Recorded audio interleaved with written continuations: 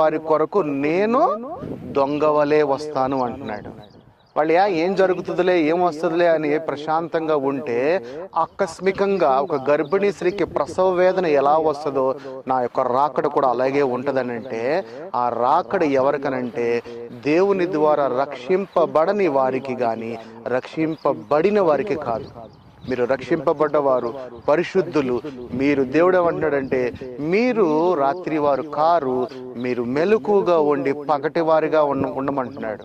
మన దేవుడు ఎలాంటి వాడు అంటే అండి, పగటిలో ఉన్న చీకటిని తీసివేసేవాడండి అపవాదిని. మీరు పగటి వారంటే ఒక వెలుగు కలిగిన వారు. దేవుడు ఇంకో మాట ఏమంటున్నాడంటే, మిమ్మల్ని రక్షించి పరిశుద్ధులు పరచటానికే నేను మిమ్మల్ని ఇక్కడ తీసుకొచ్చాను కానీ మీ మీద దేవుని యొక్క ఉగ్రత ఉంచటానికి కాదని దేవుని యొక్క లేఖనములు సెలవిస్తున్నాయి. సో మనం పగటి వారమై